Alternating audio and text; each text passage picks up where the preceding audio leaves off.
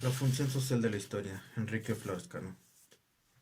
El estudio de la historia es una indagación sobre el significado de la vida intelectual y colectiva de los seres humanos en el transcurso del tiempo. Hasta el momento, escribe Enrique Flores Cano, no se ha encontrado otra guía mejor para adentrarse en la complejidad de la existencia humana que este arte cuyos orígenes se remontan a los albores de la civilización.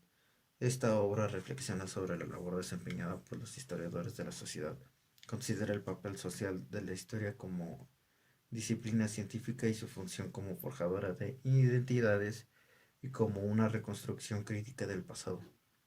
Por otro lado, analiza los pilares de la construcción historiográfica, prueba, explicación y representación literaria de la realidad, y estudia el redescubrimiento de la narrativa oral, la reconstrucción del pasado a partir del mito y de la relación entre la historia y la ficción.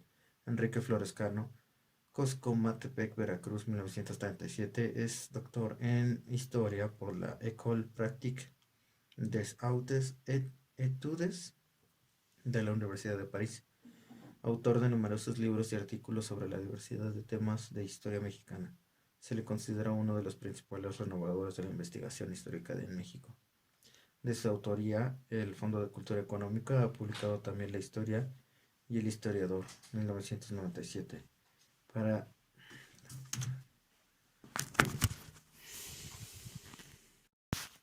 De su autoría, el Fondo de Cultura Económica ha publicado también La Historia y el Historiador, 1997, Para qué estudiar y enseñar Historia, 2000, y Atlas Histórico de México, 2009, y entre otros.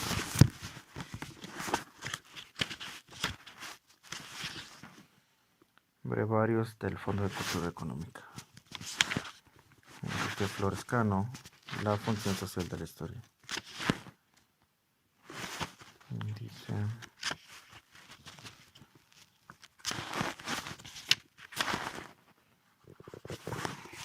mi único tema es el que no está, y mi obsesión se llama lo perdido. Mi punzante estribillo es nunca más, y sin embargo amo este cambio perpetuo, este variar segundo tras segundo, porque sin él, lo que llamamos vida sería piedra. José Emilio Pacheco. Contra elegía, tarde o temprano. La historia es un palacio cuya extensión nunca descubrimos enteramente, pues no sabemos todo el ámbito no acontecimental que nos queda por historificar y del cual no podemos divisar a la vez todos los ángulos de suerte que no nos aburrimos nunca en ese palacio en el que estamos encerrados. Paul Bain, Cómo se escribe la historia, 178. The only way, the only way we, as historians, can fulfill our responsibility to the dead is by making sure their works do not get lost in the past. In other words, be raising them up from gravature of death context and helping them take up new lives among the living. The best way to respect the dead is to help them to speak to the living. David Harlan. The degradation of the American history.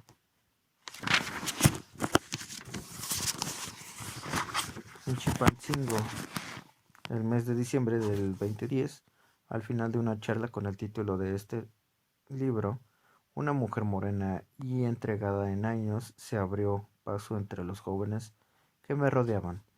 Se plantó ante mí y sin más me dijo: quisiera que un día escribiera un libro sobre lo que nos acaba de hablar, porque si mis tías y mis abuelos también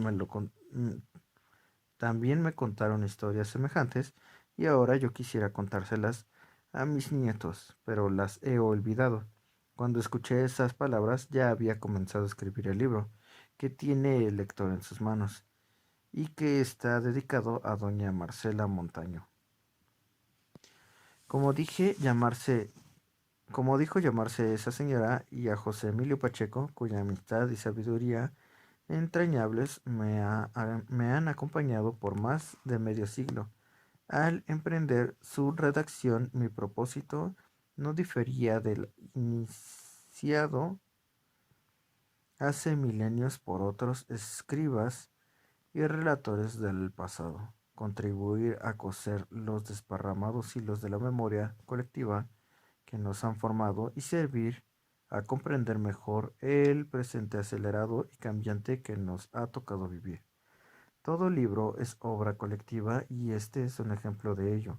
Quiero hacer constar mi reconocimiento y gratitud a mis amigos historiadores José Antonio Aguilar, José Joaquín Blanco, Roberto Breña, David Brading, Antonio García de León, Javier García Diego, Clara García Ailuardo, Guillermo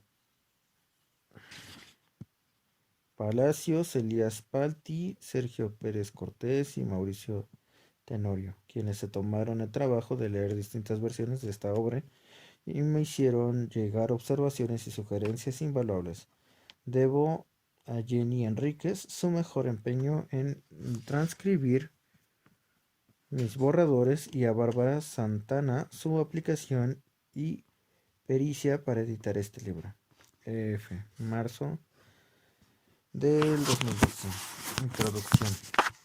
La historia es la disciplina del autoconocimiento humano. Conocerse a sí mismo significa conocer lo que se puede hacer. Y puesto que nadie sabe lo que puede hacer hasta que lo intenta, la única pista para saber lo que puede hacer el hombre es averiguar lo que ha hecho. El valor de la historia, por consiguiente, consiste en que nos enseña lo que el hombre ha hecho y en ese sentido lo que es el hombre. R.G. Collingwood, Idea de la historia. Estas palabras del historiador inglés R.G. Collingwood corresponden con economía a la pregunta ¿para qué se estudia la historia? El estudio de la historia es una indagación sobre el significado de la vida individual y colectiva de los seres humanos en el transcurso del tiempo. Hasta el momento no se ha encontrado otra guía mejor para adentrarse en la complejidad de la existencia humana que este arte cuyos orígenes se remontan a los albores de la civilización. El filósofo mexicano Luis Villoro observa que el estudio de la historia es útil porque dota de un sentido a la vida del hombre al comprenderla en función de toda totalidad que la abarca y de la cual forma parte la comunidad restringida de otros hombres, primero, la especie humana después y, tal vez, en su límite, la comunidad posible de los entes racionales y libres del universo. 1. Luis Villoro, El sentido de la historia, pp. 3552. En esta obra colectiva convocada por Alejandra Moreno Toscano, entonces directora del Archivo General de la Nación, un grupo de filósofos, historiadores, antropólogos y escritores dieron respuesta a la pregunta ¿historia para qué? Entre los escritores, José Joaquín Blanco dio en su estudio un sentido lúdico y gozoso, ayuda a vivir a la alegría y aún al rapto intelectuales porque su lectura es de suyo placentera, esto es, permite una feliz relación de cuerpo que lo hace o la estudia, y sobre todo porque lo es tanto y con una adicción tan incurable que muchos hombres a lo largo de siglos la han encontrado aventura suficiente, incluso interminable o imposible de su vida. Desde tiempos antiguos el historiador se ha pensado un deudor de su grupo social. Conoce el oficio a través de las enseñanzas que recibe de sus profesores. Aprende la arquitectura de su disciplina desmontando y rehaciendo los modelos heredados de sus antepasados. Descubre los secretos del arte por el análisis que hace de variadas técnicas imaginadas por sus colegas.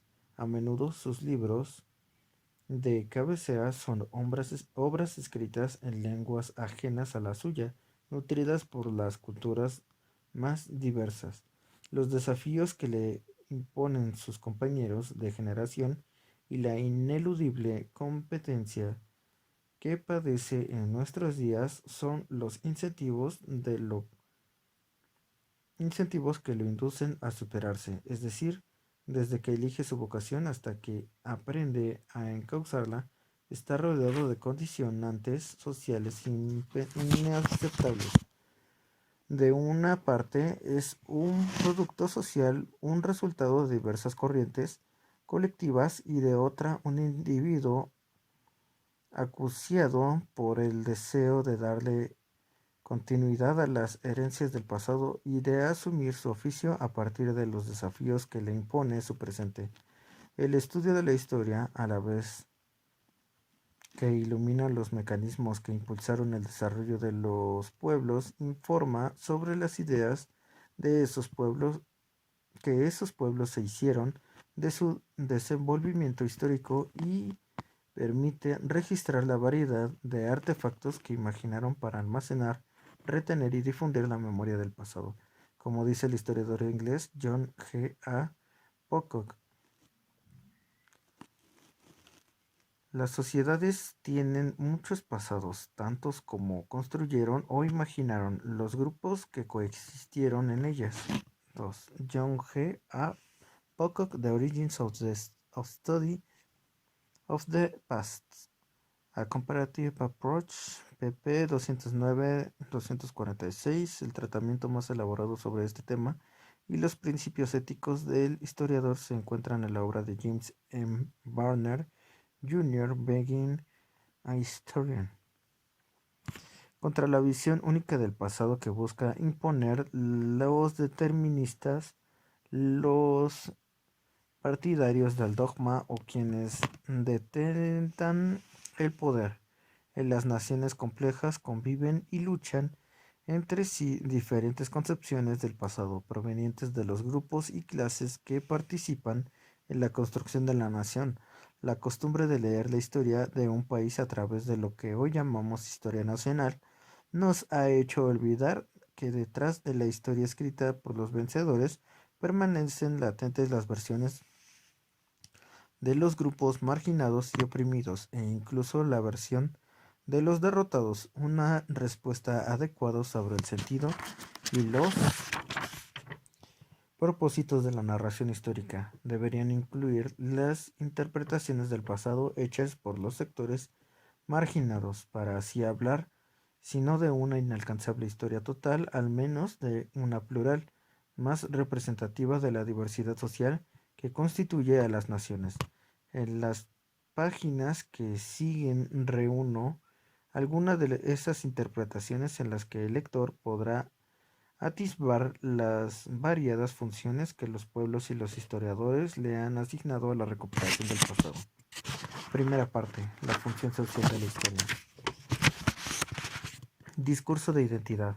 Cuando el vuelo de la historia nos transporta a los tiempos transcurridos y nos acerca a las tareas que nuestros antecesores le asignaron al rescate del pasado, advertimos que las funciones de la historia han sido variadas.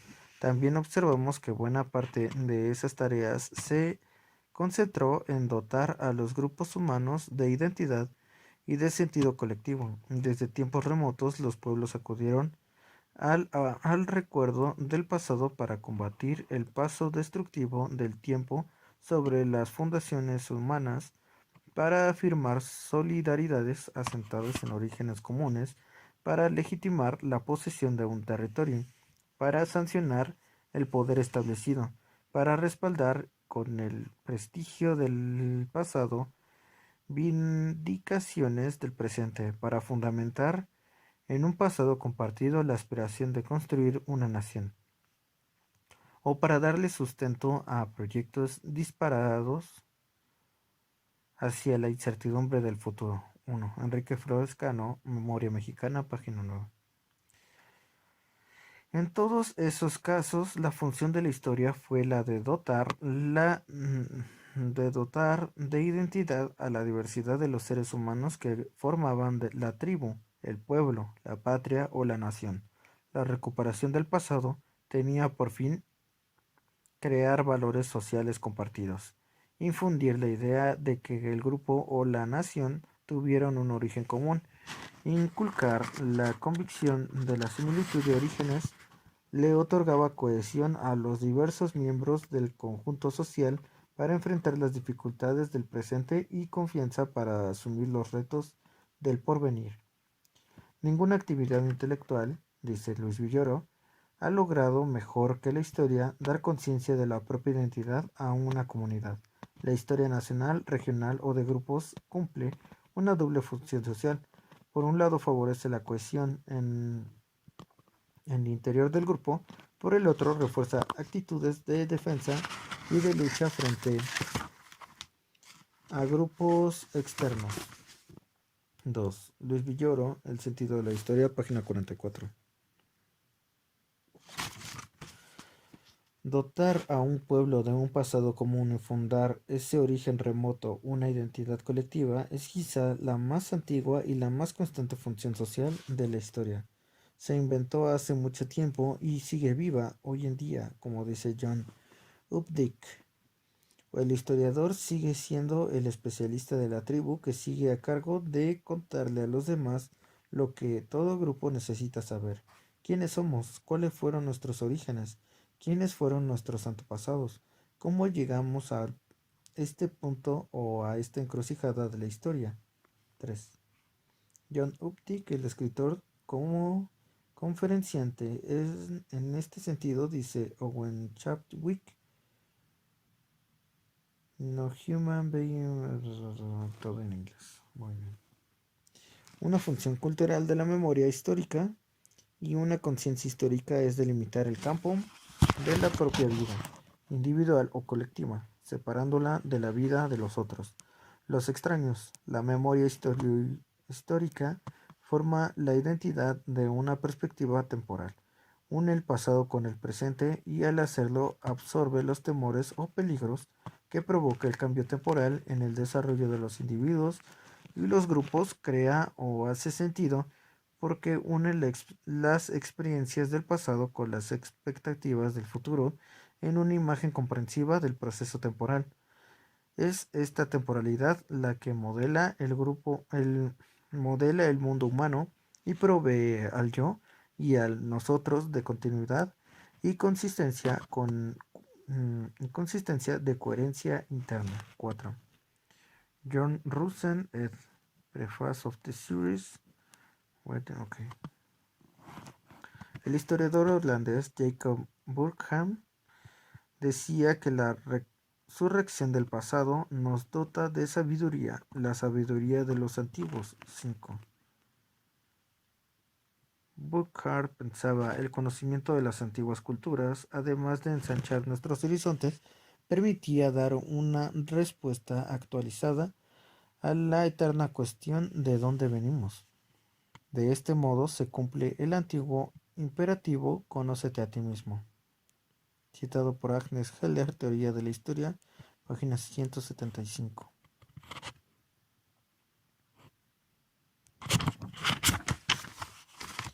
Por su parte, McCulloch observó el espectáculo de las actividades humanas, que constituye el objeto de la historia.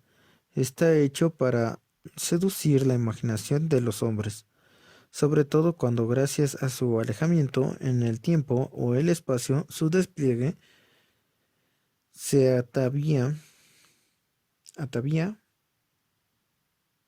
con las seducciones de lo extraño. 6. McCulloch, Apología de la historia o el oficio del historiador. Estas características explican el gran atractivo que tiene el relato histórico y su vasta audiencia continuamente renovada. Atrae al común de la gente y al curioso porque el relato histórico los transporta al misterioso lugar de los orígenes, al tender un puente entre el pasado distante y el presente incierto. El relato del historiador establece una relación de parentesco con los antepasados próximos y lejanos, y un sentimiento de continuidad en el interior del grupo, el pueblo o la nación, al dar cuenta de las épocas aciagas o de los años de la gloria, o al rememorar los esfuerzos realizados por la comunidad para defender el territorio y hacerlo suyo. Crea lazos de solidaridad y una relación íntima entre los miembros del grupo, el espacio habitado y el proyecto de convivir unidos. Conocimiento de lo extraño y remoto. Si el estudio de la historia ha sido una búsqueda infatigable de lo propio, su práctica es un aprendizaje de la diversidad del acontecer humano. La Inquisición histórica nos abre al reconocimiento del otro y en esa medida nos hace partícipes de experiencias no vividas, pero con las cuales nos identificamos y formamos nuestra tarea de la pluralidad de la aventura humana. Para el desarrollo de la historia, la inmersión en el pasado es un encuentro con formas de vida distintas marcadas por la presencia de diversos medios naturales y culturales. Por esos rasgos peculiares a la práctica de la historia pueden llamársele el oficio de la comprensión. Obliga a un ejercicio de comprensión de acciones y motivaciones de los seres humanos diferentes a nosotros. Y como como esta tarea se practica con grupos y personas que ya no están presentes,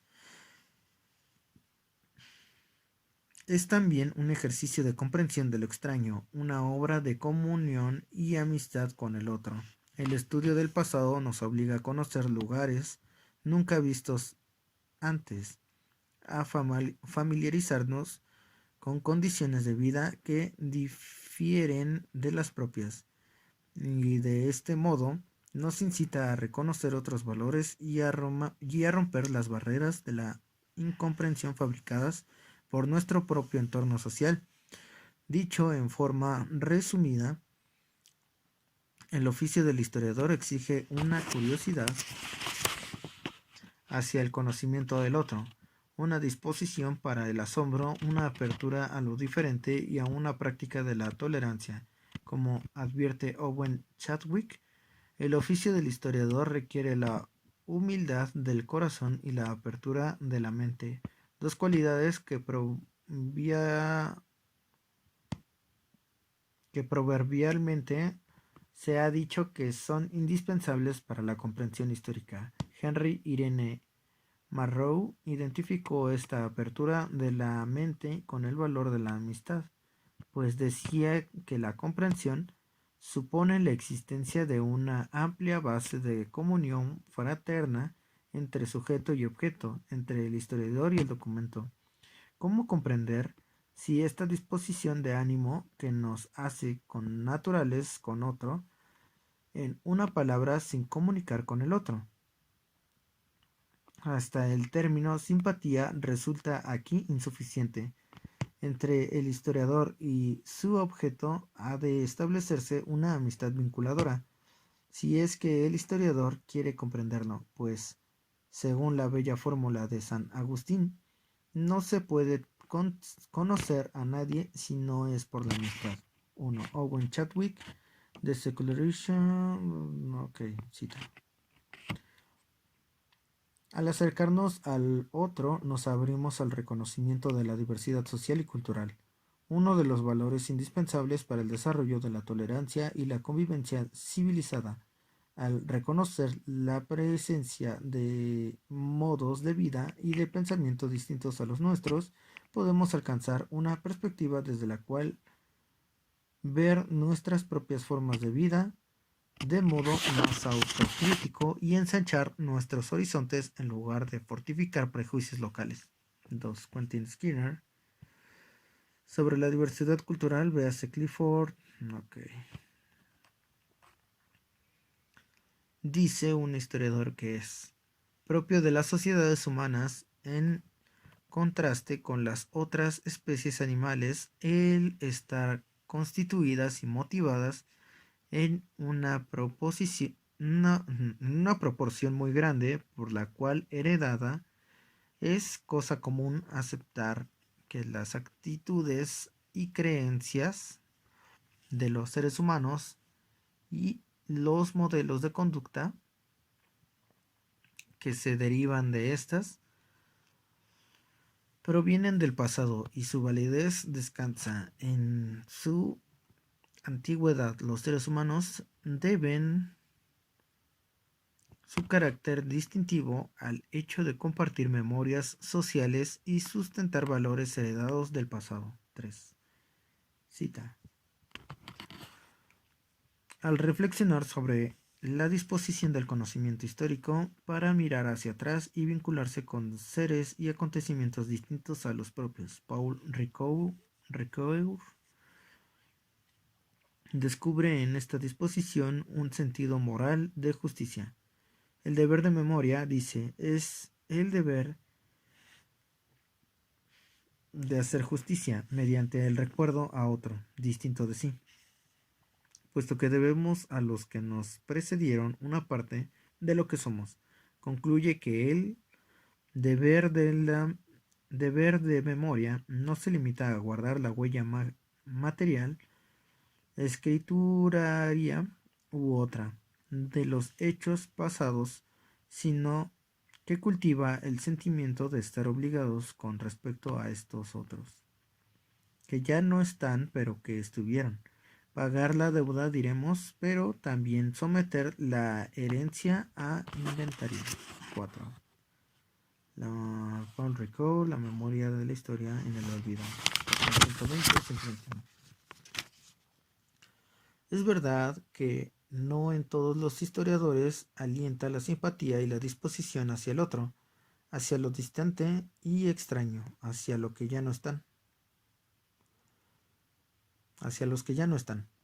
Pero el conjunto de los cultivadores de oficio y la obra de los maestros eminentes reiteran que el oficio de historiador es una apertura a la comprensión y a una disposición hacia el reconocimiento de lo extraño. Registro del transcurrir temporal. This is the point, that we live in time, that we understand ourselves in relation to its passage. It may be think that will ultimately devours us, but without it we lose a sense of who we are. David L. Ulin, The Lost Art of Reading. Al mismo tiempo que la imaginación histórica se esfuerza por revivir lo que ha desaparecido, por imbuirle permanecía a lo que poco a poco se desvanece, es asimismo una indagación sobre la transformación ineluctable de las vidas individuales, los grupos, las sociedades y los estados. La historia es el estudio del cambio de los individuos y las sociedades en el tiempo. Los historiadores se empeñan en indagar lo que había, lo que no hay ahí, lo que no hay aquí, lo que no hay ahora. Su objeto es el cambio de la vida social. 2. Agnes Heller, Teoría de la Historia. Buen número de los instrumentos que el historiador ha desarrollado para comprender el pasado son detectores de cambio y la transformación. El historiador registra el cambio instantáneo, casi imperceptible, que el paso de los días provoca en las vidas individuales y colectivas. Estudia los impactos formidables producidos por las conquistas, las revoluciones y las explosiones políticas que dislocan a grupos étnicos, pueblos y naciones, y ha creado métodos refinados para observar los cambios lentos que a través de cientos de años transforman las estructuras económicas, las mentalidades o las instituciones que prolongan su vida atravesando el espesor de los siglos. Gracias al análisis de estos diversos momentos de la temporalidad, el estudio de la historia nos ha impuesto la carga de vivir conscientemente la brevedad de la existencia individual, la certidumbre de que nuestros actos de hoy se apoyan en la experiencia del pasado y se prolongan en el futuro, y la convicción de que formamos parte del gran flujo de la historia, de una corriente mayor por lo que transitan las civilizaciones y el conjunto de la especie humana. Al reconstruir los hechos pasados, la historia satisface una necesidad humana fundamental, integra las existencias individuales en la corriente colectiva de la vida. El tiempo de la historia es un tiempo construido, un concepto que tardó muchos años en ser aceptado bajo los rasgos que hoy lo distinguen.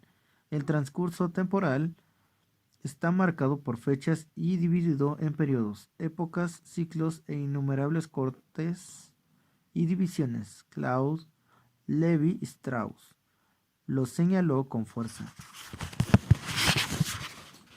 No hay historia sin fechas para convencerse de ello. Basta con pensar cómo llega un alumno a aprender la historia.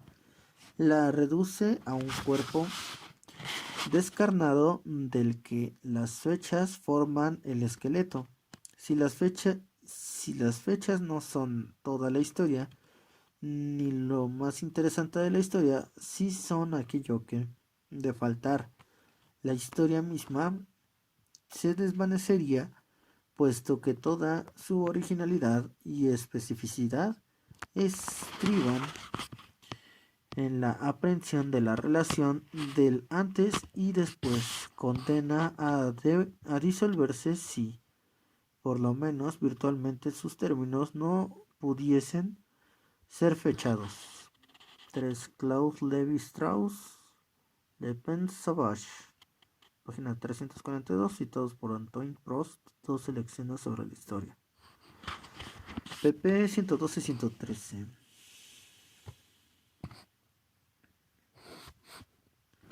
Durante largo tiempo, al transcurrir temporal, no tuvo fechas ni periodos ni periodos que la distinguieran, un momento o época de otro. En la tradición hebrea, el desarrollo humano fue concebido como el escenario donde se desplegaba la voluntad de Dios en dirección hacia su designio final, redención eterna, la salvación universal. Arnaldo Momigliano nos dice que la idea de que un continuum histórico iniciado en la creación acabó por imponerse y a ella se sacrificaron todos los otros intereses. Una sucesión de acontecimientos representaba y significaba la continua intervención de Dios en el mundo que él mismo había creado. 4. Arnoldo Mogliano, Time, cita. Esta concepción cristiana del tiempo fue radicalmente alterada cuando se impuso la noción secular del transcurrir histórico y la idea del progreso terrenal.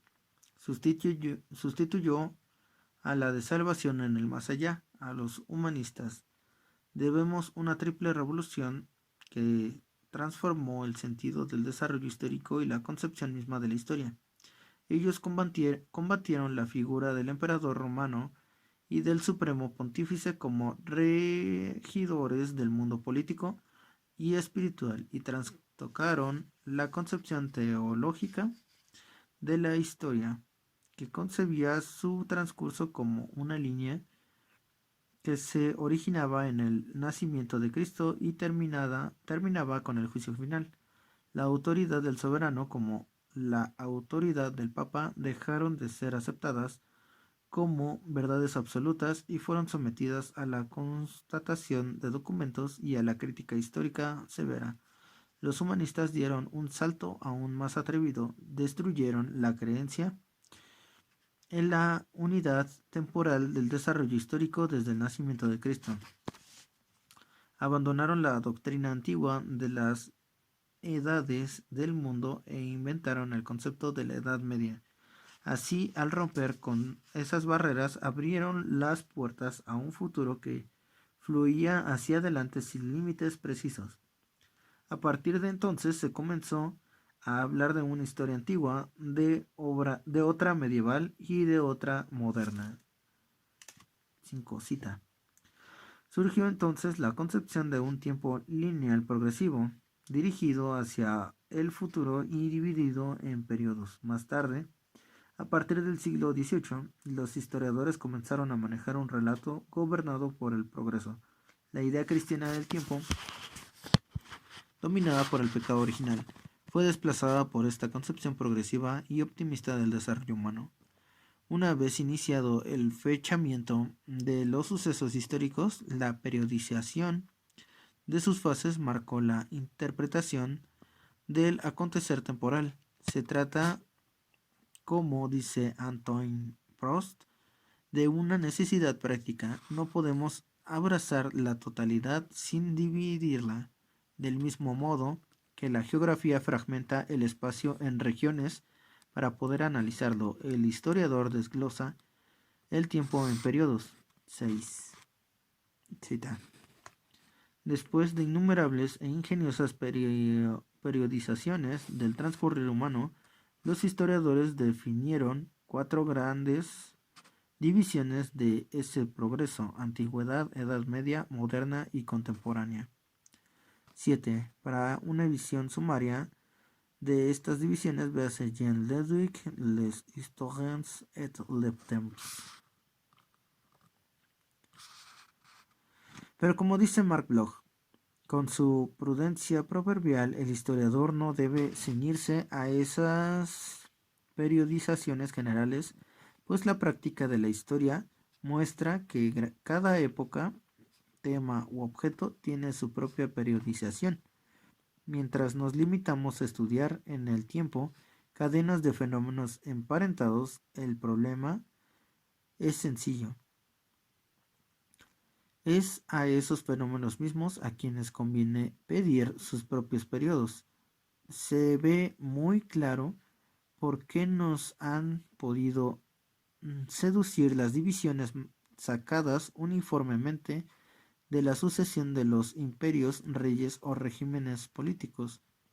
Tenían no solo el prestigio de una larga tradición, suele asignar al ejercicio del poder un advenimiento, una revolución, tienen su sitio fijo en el tiempo, un año, un día antes o después.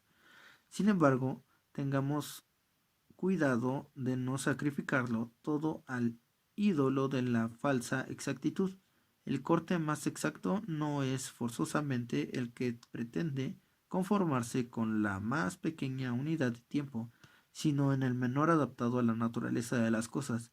Pero cada tipo de fenómeno tiene su medida particular y, por decirlo así, su decimal específico. La periodización específico 8. Mark Bloch, Apología de la Historia, página 140. La periodización es inmanente a la empresa historiográfica. Ya San Agustín, como los últimos fenomenologistas, Estaba convencido de que no podemos concebirnos a nosotros mismos fuera de la dimensión temporal, de que solo podemos sentirnos en el tiempo en un presente que necesariamente incluye un pasado y un futuro, y que hacemos esto a través de la memoria y la narrativa, a través del seguimiento de las continuidades o de la percepción de la ruptura. Se caracterizan los diferentes tiempos de la historia. Periodizar es, pues, identificar rupturas, tomar partido por aquello que se modifica, datar el cambio y darle una primera definición. De ahí que desde la segunda mitad del siglo XX se haya incrementado de manera notable el estudio de la temporalidad en todos sus aspectos, a tal punto que hoy el historiador dispone de una base sólida para estudiar el devenir temporal en sus múltiples divisiones y representaciones. Y aquí hay una cita eterna, no inventes, hay de todos los idiomas. Es la bibliografía, yo creo. Encuentro con lo irrepetible. Cuando el estudioso de la historia analiza los hechos ocurridos en el pasado, se obliga a considerarlos según sus propios valores, que son los valores del tiempo y el lugar donde esos hechos ocurrieron. Los historiadores están obligados a considerar el pasado ante todo en sus propios términos y solo más tarde imponen los suyos. Se cuidan de lo que Stephen Jay Gould llamó el mayor error histórico: juzgar con arrogancia a nuestros antepasados a la luz de un conocimiento moderno forzosamente fuera de su alcance. Cita el paisaje de la historia.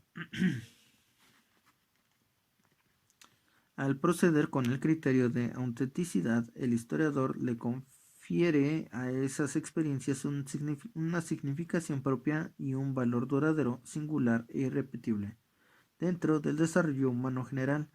Por esa vía, las experiencias sociales y los actos nacidos de la intimidad más recóndita se convierten en testimonios imperecederos, en huellas humanas que no envejecen ni pierden valor por el paso del tiempo.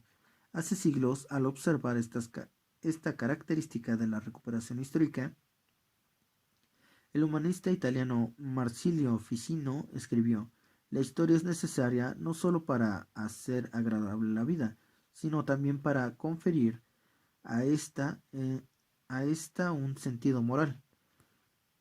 Lo que es en sí mortal a través de la historia conquista la inmortalidad. Lo que se halla ausente deviene presente. Lo viejo se rejuvenece. Cita el significado de las artes visuales. Un siglo más tarde, el fraile franciscano Juan de Torquemada, al escribir en la Nueva España el prólogo de su notable monarquía indiana, reprodujo con otras letras la sentencia del humanista italiano. Decía Torquemada: es la historia un enemigo grande y declarado contra la injuria de los tiempos de los cuales claramente triunfa. Es un reparador de la mortalidad de los hombres y una recompensa de la brevedad de esta vida.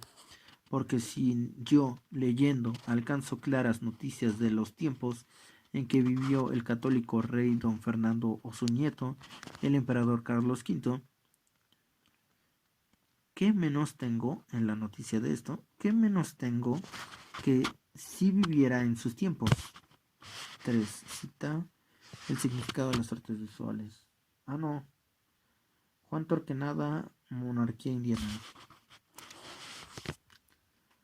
Pero al esforzarse por capturar lo irrepetible, la historia da cuenta también de su vuelo fugaz. Al revisar los asuntos que obsesionan a los seres humanos, la historia lo despoja del sentido absoluto que a veces en distinto tiempo y lugar se les quiso atribuir.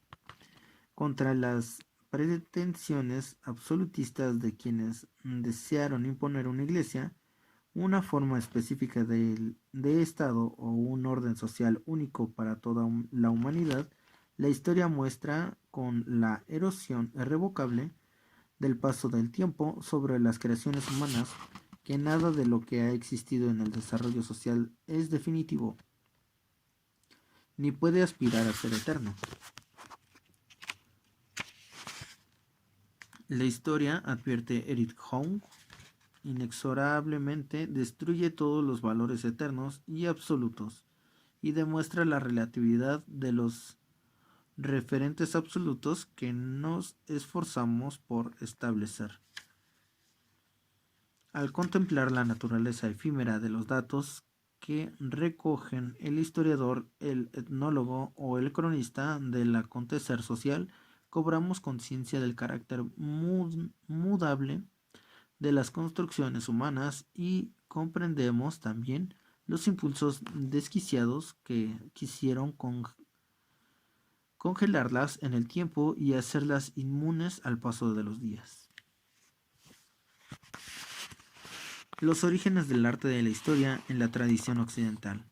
En la Grecia clásica, siglo V a.C., y en la Roma fundadora de la República y del Imperio, siglos I-IV después de Cristo, se ubica el origen del conocimiento histórico como hoy lo entendemos y la definición de sus fines.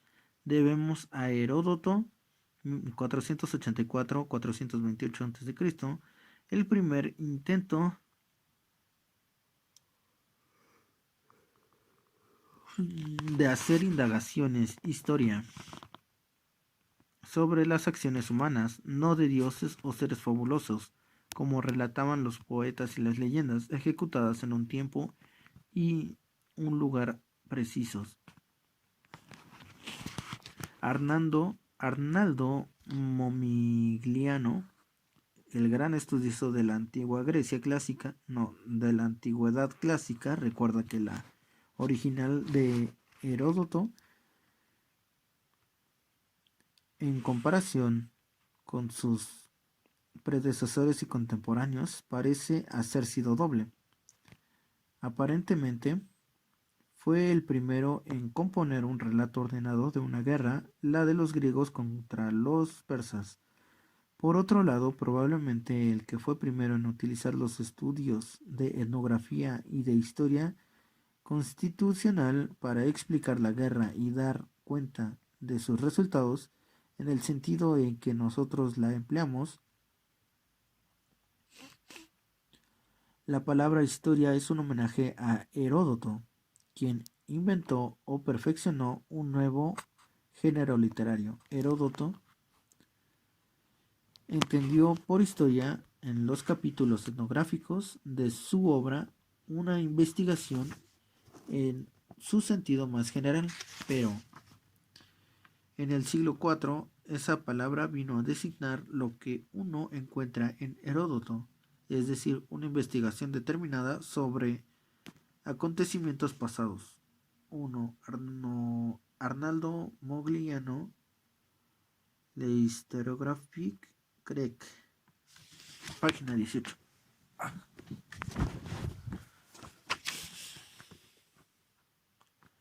Y como la manera más simple de conocer los hechos es asistir a su desarrollo, no es sorprendente que Heródoto haya preferido la conservación visual directa a otros medios de indagación y ubicado en segundo rango los relatos emanados de testimonios dignos de fe.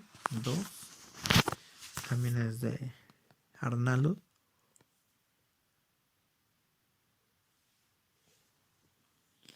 La decisión de Heródoto de ser un conservador del pasado está inscrita en las primeras líneas del proemio de los 9 libros de la historia. Esta es la exposición de las investigaciones de Heródoto de Halicarnaso, para que no se desvanezcan con el tiempo los hechos de los hombres y para que no queden sin gloria grandes y maravillosas obras, así de los griegos como de los bárbaros y sobre todo la causa por la que se hicieron la guerra. 3. Heródoto, los 9 libros de la historia. El título de esta obra apunta María Rosalida de Maquiel. Es probable que se remonte a la Biblioteca de Alejandría, donde sus expertos y conservadores la dividieron en 9 libros con el nombre de una musa para cada uno, aduciendo diversas e ingeniosas explicaciones, siendo la más sencilla y graciosa la del epigrama anónimo de la antología griega 960. Heródoto a las musas dio hospedaje y cada musa en pago le dio un libro. 4. Ibid, estudio preliminar. En otro lugar, Momigliano subraya los méritos de este modo de abordar el pasado, pues observa que Heródoto logró componer una historia muy estimable, apoyándose principalmente sobre lo que vio en sus viajes y en la tradición oral. Sabemos que su historia es estimable porque hoy tenemos los medios para verificar a partir de los testimonios independientes. 5. Momigliano, Le Place de Heródote dans la historiographie. Heródoto dice que lo que relata en su obra lo vio él mismo o lo supo por testigos fidedignos, por lo que a mí toca, considerando un deber referir lo que se dice, pero no creerlo todo, y quiero que mi prevención valga en toda mi historia. 6. Heródoto, los 9 libros de la historia. Este principio básico de la indagación histórica, narrar lo que se conoció por observación directa o por informaciones recibidas de actores o testigos confiables, es el modelo que continuarán y enriquecerán las siguientes generaciones de historiadores. Además de esos méritos, la virtud esencial que sigue reconociéndose a Heródoto en su arte de narrar. Algunos críticos actuales ven en ese arte una continuación de poder narrativo de los poetas orales. Homero y los poetas líricos elogian la maestría con la que teje sus relatos y la elocuencia de su escritura, y lo que equiparan con los grandes guardianes del pasado que descubrieron los antropólogos en la antigua Checoslovaquia y en África, es decir, lo consideran más un contador o relator de historias que un historiador, en el sentido moderno o contemporáneo de ese oficio. 7. Rosalind Thomas, Herodotus in Context.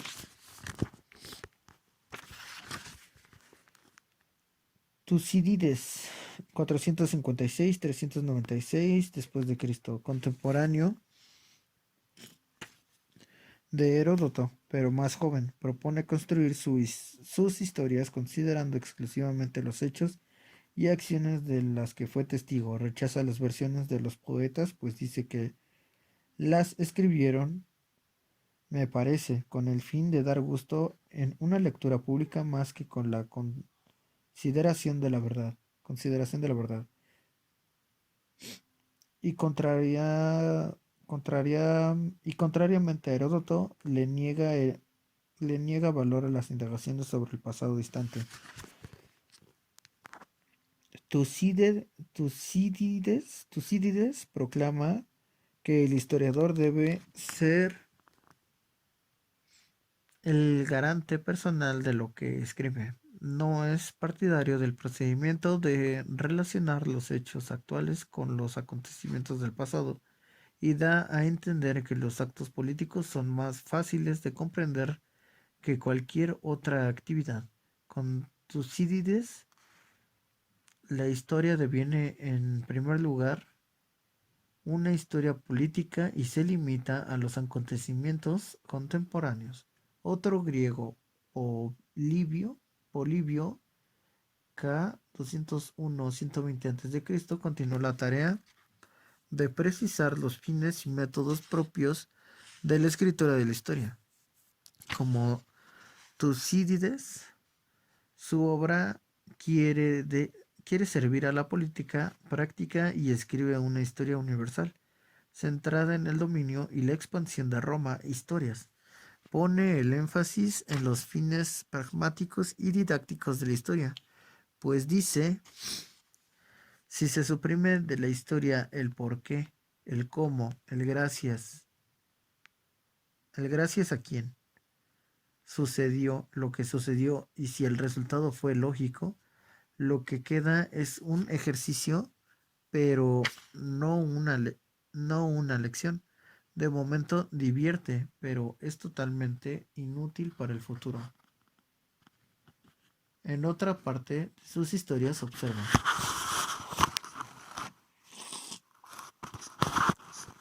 No es menester que un historiador sorprenda a los lectores con lo maravilloso, ni que excogite razonamientos verosímiles, ni que exponga con nimiedad las consecuencias de los sucesos. Esto es bueno para los poetas trágicos, sino que cuente los dichos y hechos según la verdad, por mínimos que parezcan. El objeto de la historia y de la tragedia es muy diferente. Citado por Wagner, La ciencia de la historia. La búsqueda de una perspectiva de la historia alcanzó un punto alto con los historiadores romanos, particularmente con Tito Livio, 59 a.C., menos 17 después de Cristo, y Marco Tulio Cicerón, 106-43 a.C. El primero escribió: lo principal y más saludable en el conocimiento de la historia es poner ante la vista el luminoso monumento, enseñanzas de todo género, que parecen decirnos: esto debes hacer en provecho tuyo, o en el de la República. Esto debes evitar porque es vergonzoso pensarlo y vergonzoso hacerlo. 11. Ibidit, citado por Wagner. Cicerón fue y es considerado el más grande retórico de su época, virtud que conjugó con las del estadista, orador, jurista y escritor. A él se debe el calificativo que desde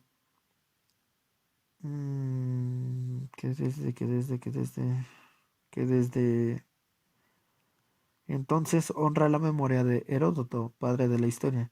Fue Cicerón el autor de la célebre frase que ha llegado hasta nuestros días: Historia Magistra Vitae, que como se ha visto tiene orígenes en los escritores de Grecia clásica, pero se convierte en norte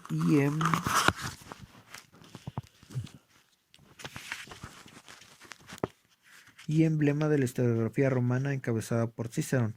Entre los conceptos de este sobre la historia sobresalen los siguientes. Nadie ignora que la primera ley de la historia es no atreverse a dar nada falso ni callar nada verdadero, que al escribirla no haya sospecha ni de halago ni de antipatía. Estos cimientos son de todos conocidos. El edificio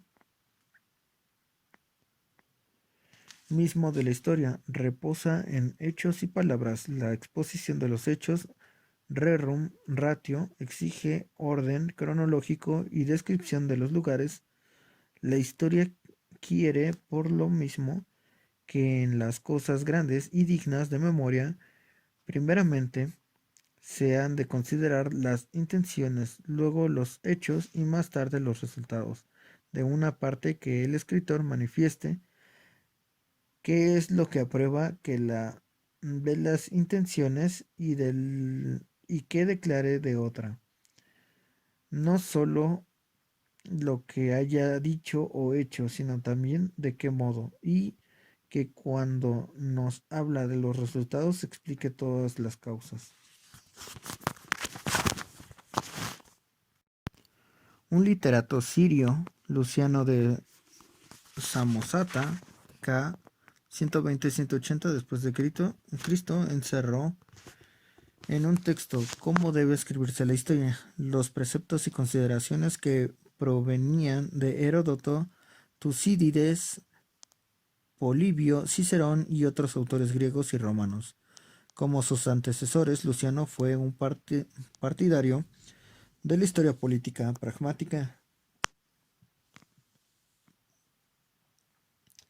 aquella dedicada a enseñar virtudes, y un seguidor del método retórico. Decía, el historiador debe ser ante todo y sobre todo libre en sus opiniones y a nadie tema y a nadie espere, pues de otro modo serían como esos jueces malos que, por dinero, sentencian inspirándose en el favor o en el odio. El único deber del historiador es narrar con veracidad los hechos. Para ello debe poseer cualidades indispensables. El buen escritor de historia ha de tener dos condiciones esenciales, a saber, grande inteligencia política y rigurosa elocución. La primera no se aprende, es un don natural. La segunda puede adquirirse con mucho ejercicio, asiduo trabajo y gran deseo de imitar a los escritores de la antigüedad. Luciano recomendaba además tener conocimientos amplios. El historiador debía ser agudo de vista y capaz de dirigir la administración pública, con inteligencia militar unida a una ciencia civil. Perito por práctica en estrategia, un hombre por vida mía,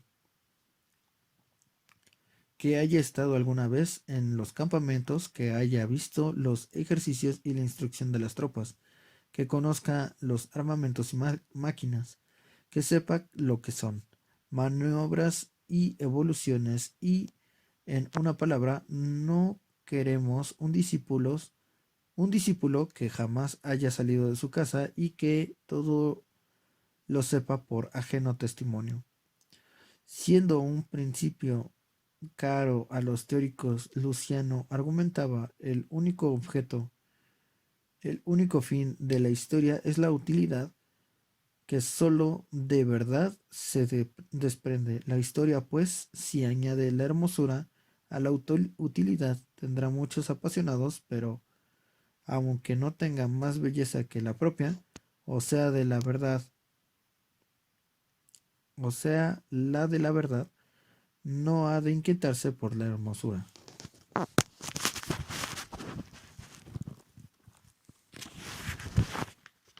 Sobre la recolección de los hechos, insignia en el que el historiador debía haber sido testigo presencial de ellos y luego integrarlos en un texto con orden y discernimiento, pero sobre todo que sea su pensamiento un espejo brillante, sin mancha, perfectamente centrado y reproduzca tal cual el que se refleja, en tal cual en él se refleja la forma de los hechos sin deformarla, sin añadir colores ni figuras extrañas. El historiador, en efecto, no escribe como los oradores, pues se limita a expresar hechos ya sucedidos, reduciéndose su misión a ponerlos en orden y contarlos. No necesita, pues, buscar lo que debe decir, sino cómo ha de decirlo.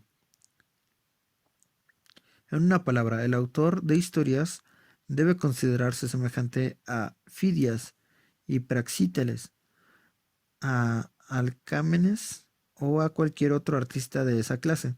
El trabajo del historiador consiste de igual modo en disponer los hechos bellamente y en darlos a la luz con la mayor brillantez posible.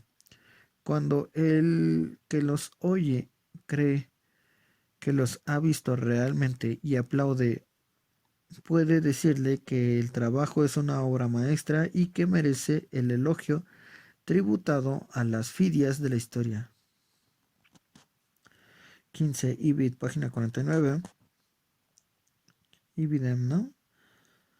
Página 49. A estas cualidades el relato de Luciano agregaba: 1. Claridad de exposición y de lenguaje. 2. Equilibrio en su composición. 3. Brevedad. Y 4. Elocuencia. En todo lo anterior, Luciano tenía a Tucídides como modelo y era fiel al lema de la historia como Magistra Vitae.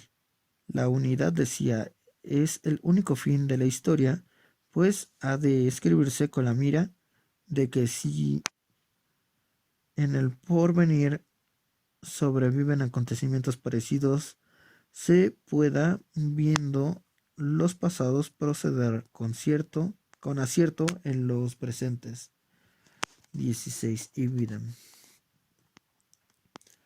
Como se verá adelante, las ideas básicas de la retórica que nace en Grecia y culmina en Roma con Polibio, Cicerón y Luciano de Samosata renacerán con la gran fuerza de las artes de la historia de los siglos XVI y XVII. Véase sección de los anticuarios a las arts histórica y la aparición de la historia con fines propios y dimensión universal. Páginas 66 y 68. No, 66 y 87, perdón.